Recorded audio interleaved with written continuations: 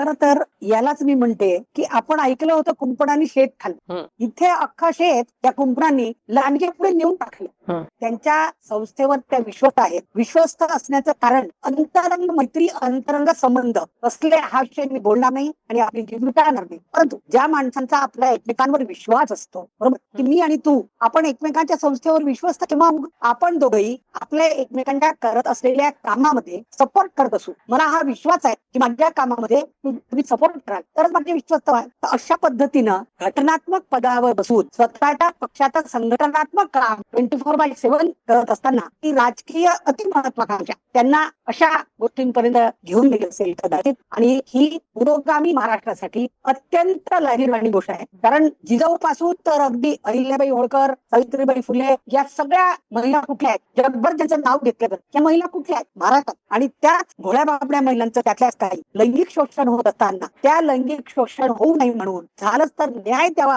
म्हणून ज्यांची शासनाने प्रशासनाने नियुक्ती केली आहे त्या महिलेनं त्याची पार्टनर असल्यासारखं स्वतः सोबत असणं हे अत्यंत लाजिरवाणं आहे असं मला वाटतं. एक उल्लेख केला होता आशाताई तुम्ही आता बोलताना, त्यामुळे तो प्रश्न विचारता येते म्हणजे की लांडग्या म्हणजे समोर नेऊनच कुंपणानं पूर्ण शेत टाकलं, तर याचा अर्थ काय घ्यायचा? म्हणजे काय नेमकं असं रुपाली चाकणकरांच्या बद्दल तुम्हाला म्हणायचं आहे? म्हणजे शेत नेऊन याचा अर्थ असा घ्यायचा, याचा अर्थ असा घ्यायचा जे तुम्ही सुरुवातीला इंट्रोडक्टरी बोला त्यात तुम्ही म्हणाला की यात दोषी कोण.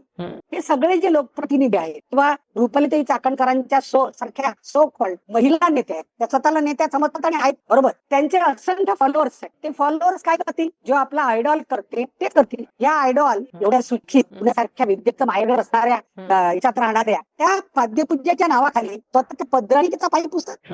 त्यांनी सांगितलेली पूजाच्या करतात, गंडे दोरे घालतात, अंगठ्या घालतात आणि त्यांना फॉलो करणार या सगळ्या महिला मुळे बाबा त्यांच्यामध्ये जातात. म्हणजे त्या जबाबदार. एक दुसरं तुमच्याच म्हणजे अगदी तुमचा चॅनल नाही पण काही चॅनल किंवा काही सोशल मीडिया मधून काही त्यांनी केलेल्या रील्स मधून मी असं पाहिलेलं आहे की त्यांच्या महिला संघटनेच्या मिटिंगला बरेचदा हे बाबा जायचे. तुम्ही बंधू बाबा म्हणता, मी त्याला विकृत रिंग पिसाड बाबा हे जायचे. आणि गेल्यानंतर रुपालीताई ही माझी गुरुमाऊली आहे, यांच्यामुळे मी इथे आहे, तुमच्या आयुष्यात काही प्रश्न असतील तर तुम्ही यांना भेटू शकता, सल्ला घेऊ शकता, अशा पद्धतीचं डायस म्हणून बोलायच्या. कधीतरी त्यांच्याकडे कार्यक्रमात गेल्या तर ही माझा पांडुरंग आहे. अरे काय पांडुरंग आहे? पांडुरंग म्हणजे काय समजता तुम्ही या विकृत लिंग पिसाड बाबाला? अशा पद्धतीनं त्याला म्हणताना त्याचं प्रमोट केल्यामुळे किंवा त्याचं ग्लॅमोरिफिकेशन, त्याचं मोठेपणा वाढवल्यामुळे या महिला त्याच्याकडे गेल्या. त्यामुळे डायरेक्टली इनडायरेक्ट प्रत्यक्ष अप्रत्यक्षरित्या रुपालीताई या महिलांना, यातल्या काही महिलांना त्यांच्याकडे आकृष्ट करण्यासाठी जबाबदार आहे. म्हणून म्हटलं की कुंपणानेच शेत लांडग्या पुढे टाकतात. रुपाली चाकणकरांच्या अनुषंगानं उल्लेख झालाच आहे. तर खरं तर रुपाली चाकणकर जेव्हा राज्य महिला आयोगाच्या अध्यक्ष झाल्या, अगदी तेव्हापासूनच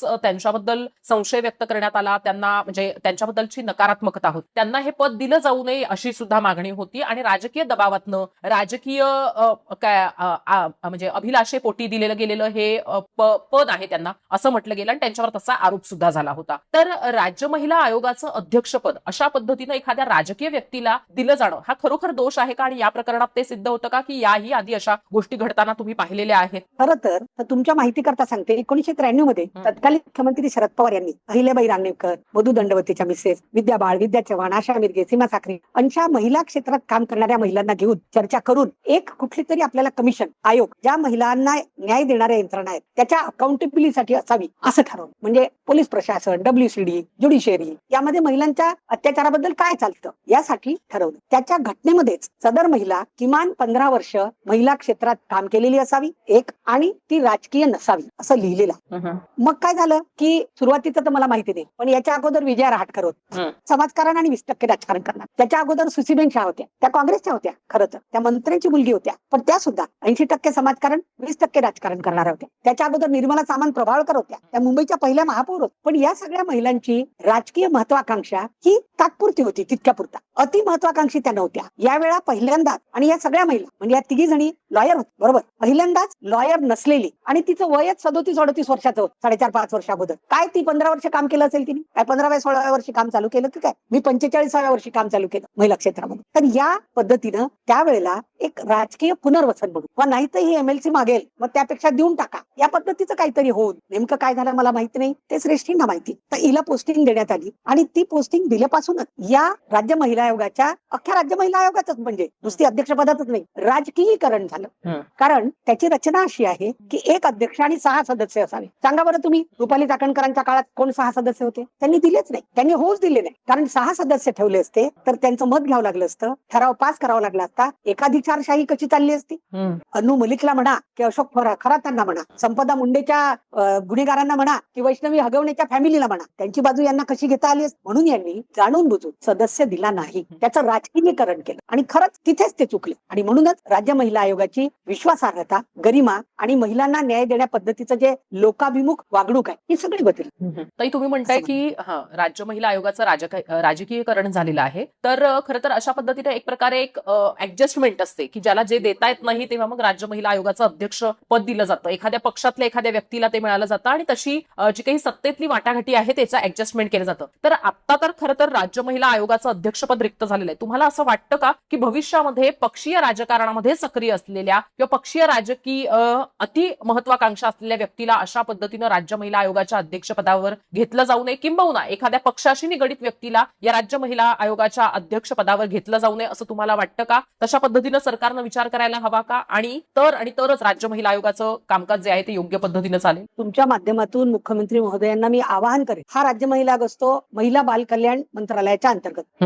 राजकीय महत्वाकांक्षा असलेल्या महिलेला तर देऊ नाहीच, पण थोडीशी एखाद्या पक्षाची अटॅच असेल जिची राजकीय महत्वाकांक्षा कमी आणि खरोखरच तिने समाजकारण केलेलं असेल, महिला क्षेत्रात काम केलेलं असेल. माझ्यासारखं उदाहरण मी तुला दुरुस्त करते, तुम्ही म्हणाले मी डॉक्टर आहे. मी नुसती डॉक्टर नाही आहे, मी एमबीबीएस डीजीओ स्त्रीरोग तज्ञ आहे. त्यामुळे जन्मभर मी महिलांना वाचलेलं आहे. 36 वर्ष मी माझं नर्सिंग होम अकोल्यात चालवलेलं आहे. त्यामुळे आय हॅव रेड द महिला, त्यांची सायकोलॉजी त्यांचं. तर या महिलांना जर न्याय द्यायचा असेल तर तेवढ्याच हळुवारपणे त्यांच्यामध्ये घुसणारी, त्यांच्यात बसणारी, त्यांना आपली वाटणारी अशी एखादी समाजकारण करणारी महिला असावी. पण तिला नॉलेज पण असावं. म्हणजे खरं तर एखादी रिटायर्ड पोलीस अधिकारी, एखादी रिटायर्ड न्यायाधीश अशी महिला दिली, एखादी रिटायर्ड सरकारी वकील अशी महिला दिली तर ते जास्त योग्य होईल ऍज अध्यक्ष. प्लस मला ऍड करावंच वाटतं की 93 मध्ये महाराष्ट्रात 27 जिल्हे होते आणि 6 सदस्य होते. आज 36 जिल्हे झाले. मग ती सदस्यांची संख्या 10 करावी. कशासाठी बरं? तर त्यातले अर्धे 5 सदस्य या राजकीय लोकांनी सत्तेत असलेल्या पक्षाची द्यावी आणि उरलेल्या 5 विरोधी पक्षाशी अटॅच असलेल्या महिला द्याव्या. त्यामुळे काय होईल की प्रत्येक प्रश्नाचा, प्रत्येक केसचा तिथे चर्चा होईल. सत्ताधारी आणि विरोधक अशी जशी विधानसभा, विधान परिषद, लोकसभा,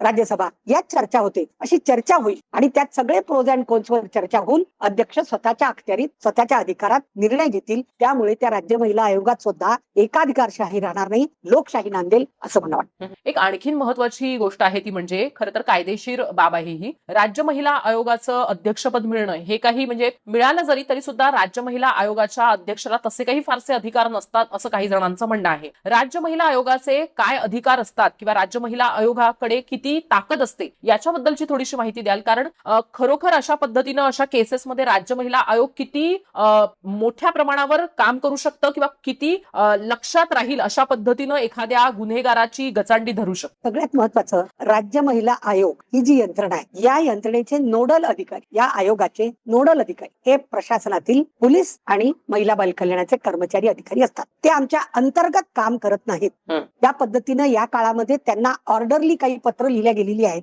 अशा पद्धतीनं ऑर्डरली पत्र लिहिण्याचे आम्हाला अधिकार नाहीत. हे योग्य आहे खरोखर. मग आम्हाला अधिकार कोणते आहेत? तर ज्या पद्धतीची तपासणी या सदर यंत्रणेतर्फे तिला न्याय देण्याची प्रक्रिया चालू आहे त्या प्रक्रियेला समजून घेणे आणि त्यात काही लूपहोल्स असतील तर त्यात सजेशन्स देणे आणि ते सजेशन्स यांनी ऐकले नाही तर त्याबद्दलची तक्रार गृह मंत्रालय आणि महिला बाल विकास मंत्रालयाकडे करणे असंच मीडिएशनचं काम आम्ही करतो. ज्या पद्धतीने या 3 वर्षात ड्रेसातले पोलीस स्वतःच्या भोवती फिरवत रील करताना असा ऑरा की दे आर वर्किंग अंडर मी असा जो ऑरा आहे अशा पद्धतीचं कधीही अलाउड नाही. आता तुम्ही प्रश्न विचाराल मग हे पोलीसवाले का इतके दबून राहायचे? त्याला कारण होतं रुपाली चाकणकरांची मोठ्या लोकांमधली उडबस. याच्या अगोदरची कुठलीही राज्य महिला आयोगाची अध्यक्ष अशा पद्धतीनं मंत्री, संत्री, मोठे लोक याच्यामध्ये तिचा इतका शिरकाव नव्हता. शी वॉज म्हणजे ती त्यांचीच बाई असायची पण ती अशा पद्धतीनं ओपनली मी त्यांच्यातली एक नाही तर मी सांगणार आणि आमचे प्रदेशाध्यक्ष ऐकणार, मी सांगणार आणि आमचे उपमुख्यमंत्री ऐकणार, मी सांगणार आणि आमचा बाल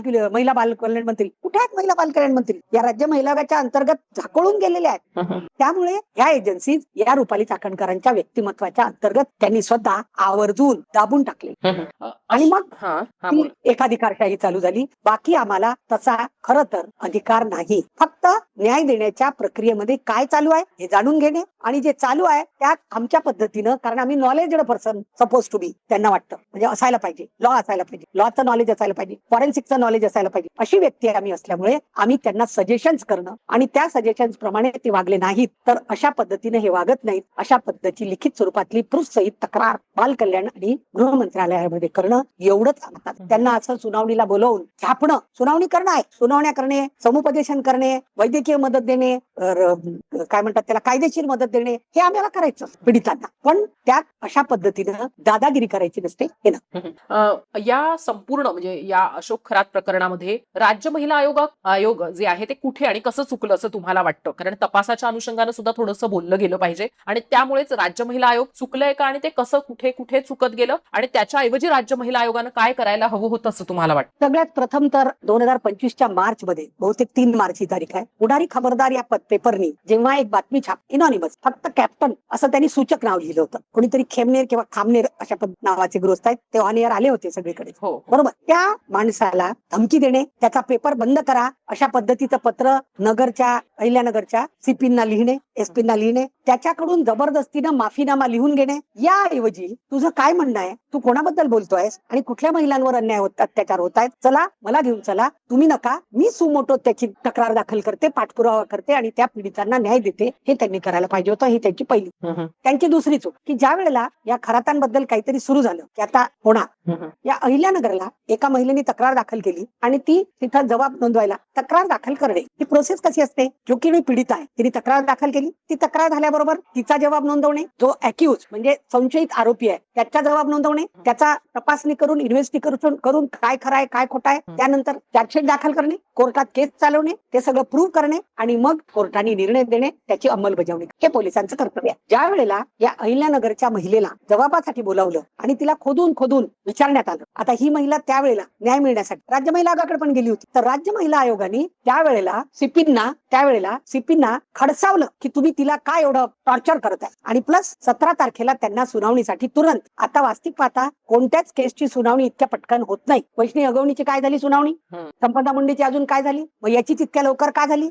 8-9 तारखेला काहीतरी ही गोष्ट झाली की तिचा जबाब नोंदवणे. मार्चच्या 17 मार्चला त्यांनी तिला सुनावणीला बोलवलं, पीआयला, पोलीस अधिकाऱ्याला, ते सगळे कागदपत्र घेऊन या आणि राज्य महिला आयोगामध्ये स्वतः सुनावणी घेत त्याला झापलं चांगलं की why you are asking so much things to her. हे दुसऱ्यांदा चुकल्या. तिसऱ्यांदा चुकल्या त्या की त्या स्वतः पाद्यपूजा करताना दिसतायत, पूजा करताना दिसतायत, सोबत फिरताना दिसतायत. 2018 मध्ये 31 मार्च 2017 मध्ये त्यांचे बाबा वारले, त्याच्यात शोकाकुल म्हणून रुपालीताईंचं नाव आहे, विश्वस्त म्हणून बाकायदा छापलेलं राज्य महिला आयोग सदस्य या पदासहित, अध्यक्ष या पदासहित नाव आहे. 2021 ला त्यांना पाणी दिलं, त्यावेळेला त्या रुलिंग पक्षाच्या प्रदेशाध्यक्ष होत्या, त्यात त्यांचा रोल आहे. त्यांच्या मुलीच्या लग्नामध्ये मेहंदी लावून ज्या पद्धतीने त्या वरमाई सारख्या मिरवल्या, त्याच्या रील्स त्यांनीच आणि त्यांच्या पंटर लोकांनीच पॉप्युलर केल्या आहेत, आम्ही त्याच पाहिल्या. असं असताना एकदम सुरुवातीला हे आल्याबरोबर निपक्षपातीपणे चौकशी होईल एवढं न बोलता, मला त्यांच्या वैयक्तिक आयुष्याबद्दल काही माहिती नाही असं त्या म्हणतात. अतिशय वाईट वाटलं मला.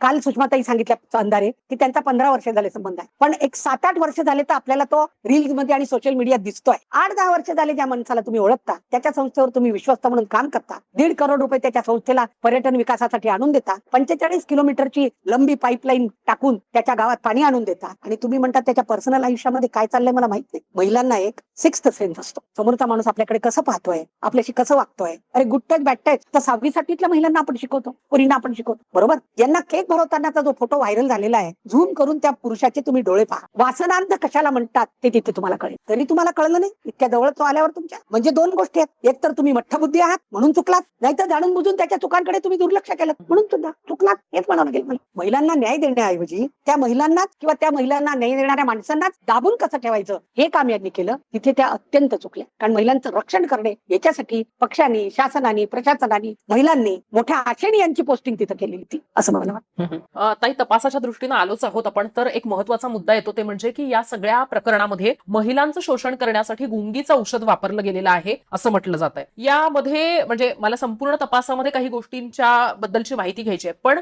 अशा म्हणजे राज्य महिला आयोगाच्या अध्यक्ष राहिलेल्या आहात तुम्ही, तर अशा काही तक्रारी याच्या आधी सुद्धा आल्या होत्या का, आणि त्या तक्रारींच्या अनुषंगानं कसा पुढे तपास झाला होता, किंवा काय काय गोष्टी लक्षात घेतल्या गेल्या होत्या किंवा घ्यायला हव्यात असं तुम्हाला वाटतं? गुंगीचं औषध किंवा वायग्रा किंवा हिप्नोटिझम असं होतं, म्हणजे होत असतं. अगदी आपल्या महाराष्ट्रात नाही अशी कुठली मोठी केस झाली, पण राम रहीमवाली जी केस झाली होती आणि आसाराम बापूवाली जी झाली होती, आसाराम बापूच्या केसमध्ये तिच्या आई वडिलांना म्हणजे काय म्हणतात त्याला, हिप्नोटाईज करून किंवा असं सांगून की असं तुम्ही मुलीला हे केलं तर आमचं होईल असं त्याला कल्पना देऊन त्या मुलीवर अत्याचार झाले होते. आणि राम रहीमवाल्या केसमध्ये मात्र रितसर हिप्नोटिझम चालायचं. अशा केसमध्ये त्या महिला जेव्हा शुद्धीवर आल्यावर तक्रार करतात किंवा आजूबाजूच्या लोकांना कळल्यामुळे ती बातमी कुठून तरी यांच्यात अशा एखाद्या पंटरकडून, एखाद्या कर्मचाऱ्याकडून, एखाद्या पीडितेकडून, एखाद्या कलीगकडून, एखाद्या नातेवाईकाकडून, कधीतरी बायको ऑब्जेक्शन घेते. इथे तर मला फार त्या अशोक खरातांच्या नशिबाचं कौतुक वाटतं की बायको फार चांगली आहे. तर ते असं लीक झालं तर त्यानंतर खुफिया पोलीस तर्फे, राज्य महिला आयोगाला जरी आलं तरी आम्ही पोलीस प्रशासन त्या एरियातलं त्यांना बोलवून घेतो किंवा आम्ही त्यांना जाऊन भेटतो.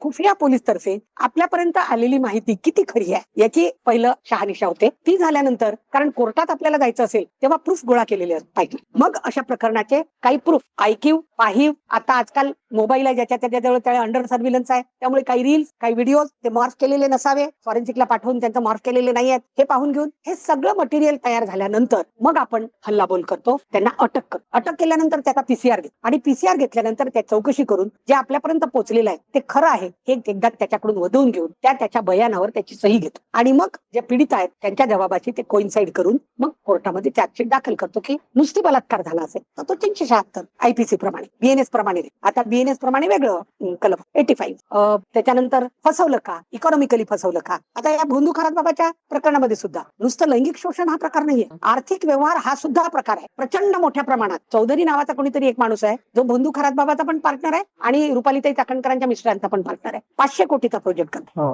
तर हे कालच एक कोणीतरी वेगळंच नाव केसरकर आणि यांच्यासोबत असतो, त्याची एक जगदंब नावाची पतसंस्था आहे, तो माणूस त्यांनी सगळ्या मोठे लोक म्हणजे IAS IPS अधिकारी, तुमचे मोठे मंत्री संत्री यांचं ब्लॅक मनी व्हाईट करण्यासाठी रिअल इस्टेटमध्ये तो काम करतो आणि तो यांच्या चौघांच्या गोपनीय मीटिंग मध्ये प्रत्येक वेळी दिसलेला आहे असं सुषमाताई अंधारेंनी फोटोज मध्ये दाखवलं. त्यांचं असं म्हणणं आहे EOW आणि ईडी म्हणजे स्थानिक आर्थिक गुन्हे अन्वेषण जे विभाग असतो तो आणि ईडी याच्यातर्फे सुद्धा ही चौकशी व्हायला पाहिजे. तर त्यावेळेला सुद्धा ज्या वेळेला आम्ही अशा पद्धतीचं गुंगी देऊन नुसतं महिला, मग त्या महिलाची रील काढली का, ती कुठे विकली का, त्यात पैशाचा व्यवहार झाला का, आई वडिलांनी त्या महिलेला किंवा नवऱ्याने त्या महिलेला विकलं का, अशा पद्धतीचा सगळा तपास सुद्धा तेव्हा त्या ठिकाणी करावा लागतो आणि हे राज्य महिला आयोगाचं पोलीस प्रशासनाच्या सहकार्यानं काम. ताई, यातला आणखीन एक महत्वाचा मुद्दा आहे ते म्हणजे की नुसतं गुंगीचं औषध नाही तर इतर सुद्धा काही महत्वाच्या म्हणजे गोष्टी देऊन या महिलांवर महिलांचं लैंगिक शोषण झाल्याचं म्हटलं जातंय, तसा आरोप केला गेलेला आहे. तर या संपूर्ण केसमध्ये फॉरेन्सिक रिपोर्ट्स किती महत्वाचे आहेत, विशेष करून महिलांच्या लैंगिक शोषणाच्या अनुषंगाने जेव्हा आपण विचार करतो तेव्हा फॉरेन्सिक आणि त्याचबरोबर मेडिकल रिपोर्ट्स किती महत्वाचे होऊ शकतात? सगळ्यात महत्वाचं तेच आहे, फॉरेन्सिक आणि मेडिकल रिपोर्ट. पण आता हा जो गुंगीचं औषध द्यायचा ते असायचं कफ सायरप, ओष्णोजल या नावाने तो ते जल द्यायचा. त्या जलची इतकी डिमांड होती की मंत्री संत्री स्वतःच्या गाड्या पाठवून ते बोलवायचे आणि एक आपले तिरुपतीचे ट्रस्टी, मी नाव घेणार नाही, हेलिकॉप्टर पाठवून ते उष्णजल स्वतःकडे बोलवायचे. काय असायचं त्यात बरं, एक कफ सायरप ज्याने गुंगी येते, पाणी, याचं मूत्र किंवा वीर्य आणि वायगराची टॅबलेट कुटून टाकली गेली, हे त्यात असायचं. हे आता फॉरेन्सिक म्हणजे केमिकल अनालिसिस नंतर कन्फर्म होईल, पण हे आहे त्यात बरोबर. आता यांनी काय होतं, गुंगी येणार, लैंगिक भावना उद्दीपित होणार, पण हे कफ सायरप असो किती वायगरा असो त्या महिलेच्या शरीरात 48 ते 72 तासाच्या वर राहत नाही. त्यामुळे आता तिच्या रक्तात, पोटात केमिकल अनालिसिस मध्ये कुठेही काही मिळणार. पण जर 24 तासाच्या आतली एखादी महिला आपल्याला सापडली तर तिच्या बाबतीमध्ये ते केमिकल अनालिसिस, तिचा गॅस्ट्रिक लवाज आणि तिचा ब्लड रिपोर्ट हा अत्यंत महत्वाचा राहिला, पहिली गोष्ट. दुसरी गोष्ट, तुमचं वजायनल स्वाब म्हणजे तिच्या योनीतून एक एक स्वाब फिरवतात कापसानी आणि ते स्लाइड वर घेऊन पाहतात, ज्यात या सदर माणसाचे स्पर्म्स तुम्हाला सापडतात जर त्यांनी अनप्रोटेक्टेड सेक्स केला असेल तर. मी असं ऐकलंय की हा प्रत्येक वेळी अनप्रोटेक्टेड सेक्स कराय, तर याचे स्पर्म्स म्हणजेच डीएनए रिपोर्ट, पण ते सुद्धा तिच्या योनीमध्ये फक्त 72 तासच जिवंत राहतात. 72 तासामध्ये ती जितक्या वेळा बाथरूमला जाते, ती जागा धुते, तेव्हा ते सगळे व्हॅनिश होतात आणि 72 तासानंतर तर ते मरूनच जातात. त्यामुळे लवकरात लवकर ते केलं पाहिजे. जिथे अत्याचार होतात, मी मुद्दाम आपल्या व्ह्युअर्सच्या माहिती करता सांगेन की फॉरेन्सिकचा आपण विषय बोलतोय त्याच्यामुळे, जिथे अत्याचार होतो, लैंगिक अत्याचार सामूहिक असो की असाच, त्यामुळेच लवकरात लवकर महिलेची मेडिकल झाली पाहिजे, तिचा वजायनल स्वाब घेतला पाहिजे, तिचं रक्त घेतलं पाहिजे, प्लस तिच्या शरीरावर कुठेही काही जखम किंवा चावल्याच्या खुणा आहेत का हे पाहिलं पाहिजे. आता चावल्याच्या खुणा काय आहे, बरेच वेळेला काहीतरी ड्रग घेऊन जेव्हा हे लोक सामूहिक अत्याचार करतात तर अक्षरशः महिलांचे लचके तोड, गालाचे, बटकचे, ब्रेस्टचे लचके तोडलेले मी स्वतः पाहिलेले. बरोबर. आता हे लचका तोडलेला जी दाताची खूणच, ऑडेंटॉलॉजी नावाचं फॉरेन्सिक मध्ये डिपार्टमेंट आहे, त्याचा फोटो काढून घेतला आणि जे संशयित आरोपी आहेत त्यांच्या दातांची तपासणी केली तर हे चावलेलं या माणसाने आहे हे सिद्ध होत आणि मग कोर्टामध्ये त्याला कन्व्हिक्ट करायला आपल्याला सोपं जात. बहुतेक वेळा सर्कमस्टान्शियल एव्हिडन्सेस असतात की तिच्या योनी मार्गात सापडलेला स्पर्म हा समजा त्या व्यक्तीचा आहे, पण तो व्यक्ती म्हणेल मी तिकडे गेलोच नाही, मग आपल्याला हे पण सिद्ध करावं लागतं की येस या ठिकाणी तो हजर होता. दुसरा आणि सगळ्यात महत्वाचा प्रश्न, आतापर्यंत मी महाराष्ट्रभरात 52 रेप विक्टिम्स मध्ये कन्व्हिक्शन म्हणजे त्यांच्या आरोपींना सजा करण्यात आलेली आहे. असं तो पाठपुरावा करताना माझ्या लक्षात आलंय की जेव्हा हे सगळं होत असतं, चार्जशीट दाखल झाल्यावर मी नेहमी म्हणते justice delayed is justice denied, पण आपली भारतीय न्याय व्यवस्था अशीच आहे. या 5-7 वर्षांची ती केस चालते, त्या केसच्या दरम्यान प्रत्येक साक्षीदाराला फोडण्याचा किंवा त्याला होस्टाईल करण्याचा, इव्हन कधी कधी तर ती मुलगी अल्पवयीन असेल किंवा त्या महिलेचा पती असेल त्यालाच पैसे देऊन केस मागे घ्यायला भाग पाडण्यात येते. त्यासाठी 164 मध्ये गुन्हा दाखल झाल्याबरोबर 164 मध्ये in camera in front of the court तिचं पहिलं बयान, त्या प्रत्येक साक्षीदाराचं पहिलं बयान जर घेतलेलं असेल तर एकतर त्याला होस्टाईल होता येत नाही आणि तो झालाही तरी कोर्टामध्ये आपल्याला त्याची जिरह करता येते आणि त्या पीडितेला न्याय मिळवून देता येतो. ही कामं सुद्धा आपण केली.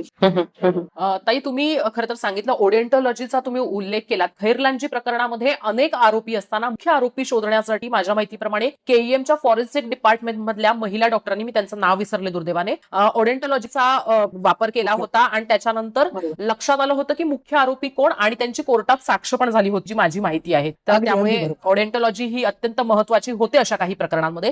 ताई, या सगळ्या प्रकरणाच्या अनुषंगाने जेव्हा आपण बोलतो आहे आता, म्हणजे महिलांचा व्हिडिओ काढणं, महिलांचं लैंगिक शोषण करणं, महिलांना हिप्नोटाईज करणं, महिलांना गुंगीचं औषध देणं, महिलांच्या म्हणजे त्यांच्या दुःखाचा, त्यांच्या दैन्याचा किंवा त्यांच्या समस्यांचा गैरफायदा घेणं, त्या पलीकडे जाऊन महिलांची लुबाडणूक करणं, खोट्या नाट्या गोष्टी सांगून पैसे उकळणं, तर या संपूर्ण केसमध्ये कशा पद्धतीनं किंवा कुठल्या मुद्द्याच्या अनुषंगानं चौकशी व्हायला हवी? करतायत एसआयटीचे पोलीस अधिकारी चौकशी, प्रॉपर्टीची करतायत, हवाल्याची चौकशी करतायत, इतर कोणाशी म्हणजे संबंध आहेत, व्यवहार आहेत, पैसा कसा आला, पैशाचा स्रोत कसा आहे, पण मला महिला अत्याचारांच्या अनुषंगानं वाटतंय की हा मुद्दा म्हणजे दुर्लक्षित राहू नये आणि त्यातले कुठलेही मुद्दे सोडले जाऊ नयेत. त्यामुळे कुठल्या कुठल्या विषयांवर चौकशी होणं किंवा अधिकचे पुरावे जमा करणं गरजेचं आहे आणि पुराव्यांअभावी सुटू शकतं अशा कुठल्या गोष्टी आहेत की ज्याच्याबद्दल विशेष खबरदारी ही एसआयटी कडनं घेतली गेली पाहिजे असं तुम्हाला वाटतं, एक महिला डॉक्टर म्हणून? आणि जसं तुम्ही म्हटलात त्याप्रमाणे की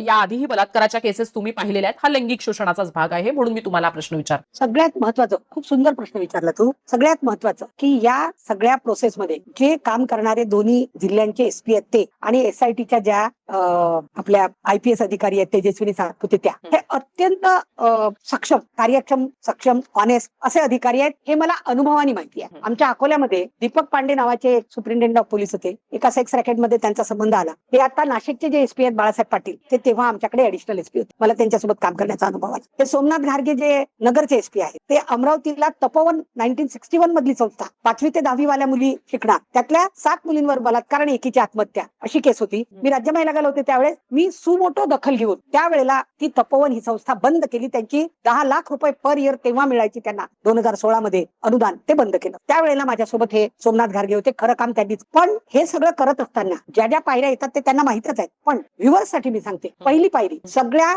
तक्रारदार महिलांना त्यांची बदनामी करत, त्यांचे व्हिडिओ व्हायरल करत, त्यांना धमक्या देत, त्यांना पैशाचं लांगुल चालन त्यांच्या नातेवाईकांना देत तक्रार मागे घेण्यासाठी बाध्य करणे, त्यावर पोलिसांनी लक्ष दिलं पाहिजे. एक. दुसरं, या महिलांनी जे आपल्याला बयान दिलेलं हे बयान आणि 5-7 वर्षांनी, कारण या सगळ्या महिला जरी मध्यम वर्गीय किंवा उच्च मध्यम वर्गीय असल्या तरी फार सुशिक्षित म्हणजे फॉरेन रिटर्न वगैरे नाहीये. IQ कमी असल्याशिवाय माणूस अशा याच्यात घुसत नाही असं मला स्ट्रॉंगली वाटतं. सगळ्याच नसतील पण त्यातल्या काही नक्कीच कमी शिकलेल्या, इलिटरेट नाहीत पण कमी शिकलेल्या, मग त्या विसरून जातील तेव्हा मी काय सांगितलं. तर त्यांची 164 मधली चौकशी व्हायला पाहिजे. दुसरं, सो दॅट त्यावेळेला ती क्लिप पाहून त्यांना कळेल की मी तेव्हा काय बोलली होती. तिसरं, जे त्यांचं केमिकल अनालिसिस किंवा वजायनल स्वाब घेतलेले आहेत त्यात सध्या काही मिळेल असं मला नक्कीच वाटत नाही.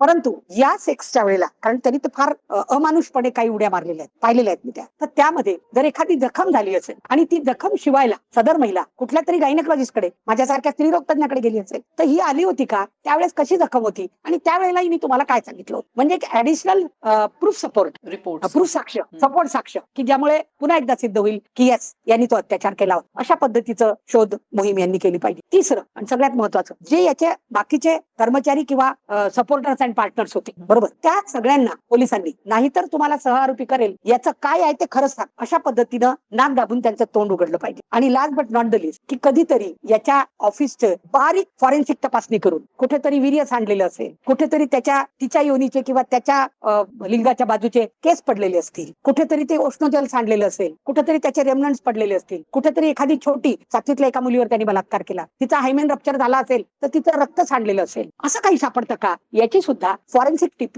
टीमनी अतिशय बारकाव्याने तपासणी केली पाहिजे असं मला वाटतं. आणि last but not the list, हे सगळं होऊ नये, त्याचा बाहेर निघून यावर प्रभाव पडू नये म्हणून पूर्ण केस चालेपर्यंत त्याची जमानत होऊ नये, त्याच्या पंटर्सनी यांच्यावर येऊ नये म्हणून फास्ट ट्रॅक कोर्टात चालवावी केस आणि लवकरात लवकर त्याचा निर्णय लावावा, एवढं कमीत कमी केलं पाहिजे असं मला.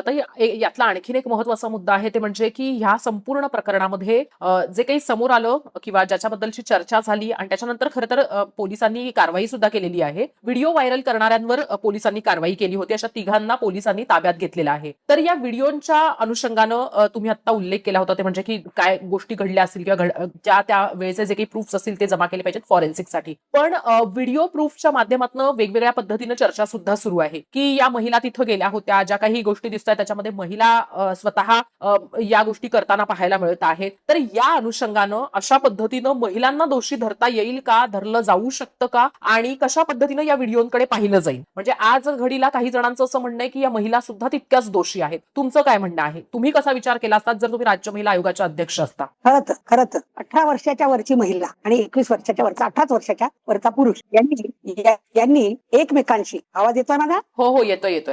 यांनी जर एकमेकांशी शरीर संबंध केला तर तो कायद्याने गुन्हा होत नाही. विषय क्रमांक 1. मग तो गुन्हा केव्हा होतो, जेव्हा ती महिला म्हणते की माझ्या संमतीशिवाय, माझ्या इच्छेविरुद्ध जबरदस्तीने सदर पुरुषांनी माझ्याशी लैंगिक संबंध केला, तेव्हा तो गुन्हा होतो. मग आता यामध्ये तुम्ही जे म्हणता की त्यांना दोषी धरण्यात येईल का, नाही. कारण पिंक पिक्चर मध्ये जसं अमिताभ बच्चन म्हणतो, she may be prostitute but she said no means no, you must not have done it, बरोबर. मग आता यांनी केलंय ते करताना त्या महिला साथ देताना दिसतात. ते काय आहे, तर ते आहे त्यांनी त्यावेळेला पिलेलं ते उष्णजल, त्या कफ सायरपनी आलेली गुंगी, त्या वायगरांनी त्यांची उद्दीपित झालेली लैंगिक भावना आणि सोबत कानापाशी तो गुणगुण करतोय, संमोहित करतोय, मी तुझा कृष्ण, तू माझी राधा, जो भी तुमको प्रॉब्लेम आ रहे हैं सब फसाद की जड़ तुम्हारी योनी है, मैं तुम्हारी योनी पूजा करूंगा, अशा पद्धतीने तिला आपल्या साध्या मराठी भाषेत घोळात घेणे आणि त्यामुळे तात्कालिक त्या एका याच्या पुरता कदाचित त्या वायगरामुळे आपल्याला असं दिसत असेल की ती त्याला सपोर्ट करते. खरोखर तो ड्रग तिच्याकडून ते करून घेतोय, त्यामुळे तिला दोषी धरण्यात येऊ नये हे माझं स्पष्ट, लॉयर म्हणून, राज्य महिला आयोगाची म्हणून, महिला म्हणून, महिलांची कैवारी म्हणून, महिलांमध्ये काम केलेल्या म्हणून हे असेल. मग आता तुम्ही म्हणाल या महिला तिकडे गेल्यात कशा, पण काय आहे माहिती का, या मागच्या 15-20 वर्षामध्ये खरं तर जेव्हापासून महिलांची राजकीय महत्वाकांक्षा सुद्धा 33% नंतर 50% मुळे जी जागृत झालेली आहे, त्यामुळे पूर्वीच्या काळामध्ये लालच ही फक्त पुरुषामध्ये पाहण्यात येत आणि ती फक्त पैशांची. आता महिलांमध्ये सुद्धा सत्तेची, पैशांची, आपला ज्याला म्हणतात ते दादागिरी करण्याची ही सगळी लालच हळूहळू पैदा होत आहे किंवा झालेली आहे. आणि ते मला मिळावं त्यासाठी मी काय करू शकते, व्हॉट शुड आय डू. आणि मग या समाजातल्या ज्या सो कॉल्ड नेता महिला दिसतात, मग ही कुठं जाते, ही काय करते, मग ही पूजा करते, ही अंगठी घालते, ही त्या बाबाकडे जाते, ही त्याला कुंडली दाखवते, ही त्या नेत्याला भेटते, ही अशा पद्धतीने त्या नेत्याला पैसे नेऊन देते किंवा अजून काय करते. या सगळ्या गोष्टींचा पाठपुरावा या महिला करतात आणि त्याप्रमाणे त्या वागत असतात. प्लस पूर्वी काय होतं की आपण घरात एक संवाद होता, कौटुंबिक घरात म्हणजे प्रत्येक कुटुंबामध्ये एक क्वालिटी टाइम देण्यात येतो. आता आपला कौटुंबिक क्वालिटी टाइम दुर्दैवानं स्क्रीन टाइम मध्ये तो टीव्ही असो, तो मोबाईल असो, ते लॅपटॉप असो, त्या अशा झूम मिटिंग असो, यात परावर्तित झालेला आहे. आणि त्यामुळे पुरुषांपेक्षा कम्पॅरेटिव्हली हे खरं आहे, वैज्ञानिक दृष्ट्या खरं आहे, comparatively we are emotionally weak than the male. ते तुम्ही एलन पीज आणि बार्बरा पीजचं एक पुस्तक आहे, women are from Venus and the men are from Mars.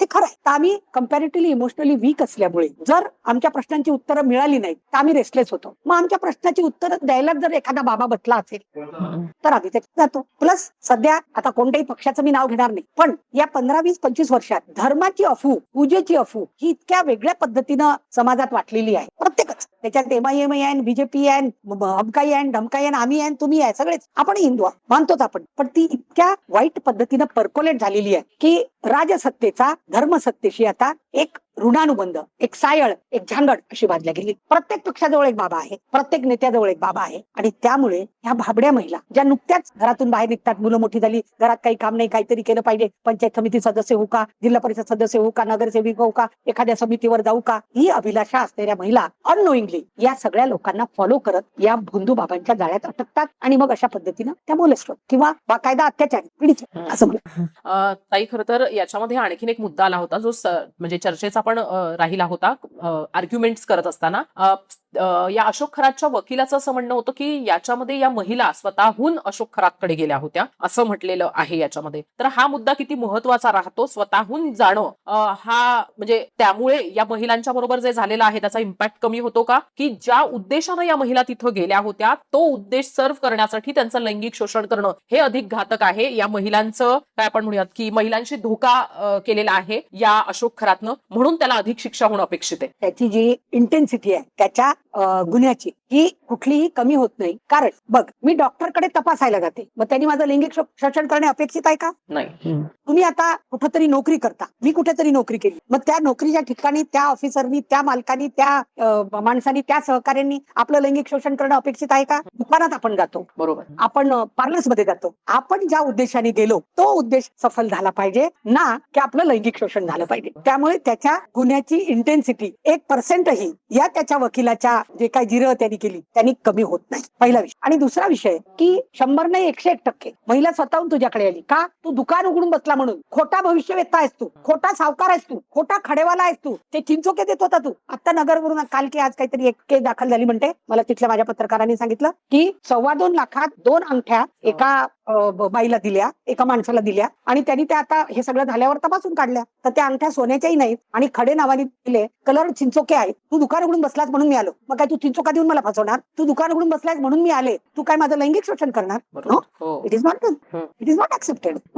ताई, खरं तर या सगळ्यामध्ये आणखीन एक महत्वाचा मुद्दा आहे, ते म्हणजे की हे जे प्रकरण घडलं ते नाशिक जिल्ह्यामध्ये. आता या नाशिक जिल्ह्याचा जर आपण संपूर्ण जिल्ह्याचा जर विचार केला तर जवळजवळ 21 लोकप्रतिनिधी आहेत, 18 आमदार आणि 3 खासदार संपूर्ण जिल्ह्याचे मिळून. बरं, त्याच्यामध्ये आता मी खरं तर सांगते की या संपूर्ण घटनेमध्ये काही गोष्टींचा उल्लेख झालेला आहे, काही ठिकाणांचा उल्लेख झालेला आहे. त्याच्यामध्ये ईशानेश्वर मंदिर जे आहे ते मिरगावचं आहे, सिन्नरचे. तिथले आमदार आहेत माणिकराव कोकाटे. पक्ष मी सांगत नाही मुद्दामून, एक लोकप्रतिनिधी असंच आपण त्याचा विचार करूया. ओकस प्रॉपर्टी, जिथले पुरावे आता SITनं जमा केलेले आहेत फॉरेन्सिक्ससाठी, जिथं हा भोंदू अत्याचार करायचा, लैंगिक शोषण करायचा महिलांचं, त्याचे व्हिडिओ समोर आलेले आहेत. ते आहे मतदारसंघ नाशिक मध्यमध्ये आणि तिथल्या ज्या आमदार आहेत देवयानी फरांदे आहेत. ह्या भोंदूचं घर जिथं आहे त्या घराचं नाव आहे तृप्तबाला, तर त्याचं मतदारसंघ आहे नाशिक पश्चिम आणि तिथल्या आमदार आहेत सीमा हिरे. या व्यतिरिक्त जर आपण पाहिलं तर म्हणजे तिथल्या या सगळ्यामध्ये आता सध्या तर नाशिकला पालकमंत्री नाही, पण कुंभमेळा मंत्री आहेत गिरीश महाजन. मग यातल्या एकाही लोकप्रतिनिधीला याच्याबद्दलची माहिती नसणं, याकडे कसं पाहताय? लोकप्रतिनिधी पण काही अंशी याच्यामध्ये दोषी आहेत असं तुम्हाला वाटतं का? म्हणजे ते भोंदू बाबाकडे जातात म्हणून तर दोषी आहेतच, त्यांच्यामुळे समाजाला त्या भोंदू बाबाचं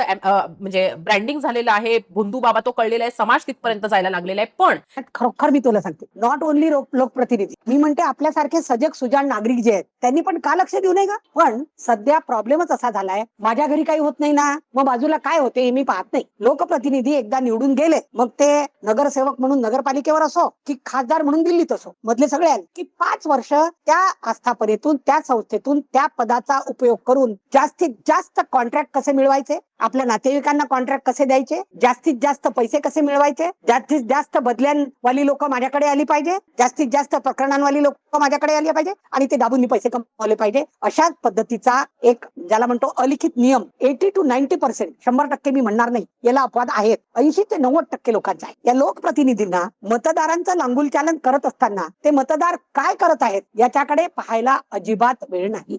100 नाही 101% मी म्हणते, जेव्हा मी नगरसेवक म्हणून निवडून येते त्या वार्डाचं पालकत्व मी घेतलेलं. कोणीतरी नाशिकचा पालकमंत्री असेल ना, मग पालक म्हणून त्यांनी काय काम केलं आता माझा प्रश्नच आहे. नुसतंच पालकमंत्री नाशिकचे आणि लोकप्रतिनिधी नाशिकचे नाही, महिला बाल कल्याण मंत्री या नात्यानं नैतिकता स्वीकारून महिला बाल कल्याण मंत्र्यांना राजीनामा दिला पाहिजे. मुख्यमंत्र्यांच्या नाकाखाली सुद्धा आज स्वतः अमृता फडणवीस म्हणाल्या की याच्या अगोदरच जर झालं असतं तर काही महिलांचं लैंगिक शोषण वाचलं असतं का, असं मला प्रकर्षानं वाटतं. किमान या मागच्या 7.5 वर्षात मधले 22 महिने सोडले तर हेच गृहमंत्री आहेत आणि मागच्या 15 वर्ष झाले हा बाबा हे करतोय. अर्थातच शेवटी त्यांनीच ते खोदून शोधून काढलं तर त्यांना आपल्याला अभिनंदन म्हणावं लागतं, थँक्यू म्हणावं लागतं. परंतु हेही तितकंच खरं आहे की इतका वेळ झाला, इतका याची हिंमत वाढली, इतक्या महिलांचं शोषण झालं, याला कारण लोकल लोकप्रतिनिधी, महिला बाल कल्याण मंत्री या 15 वर्षातले सगळे, गृहमंत्री, लोकल पोलीस प्रशासन, हे सगळे सुद्धा तितकेच जबाबदार आहेत.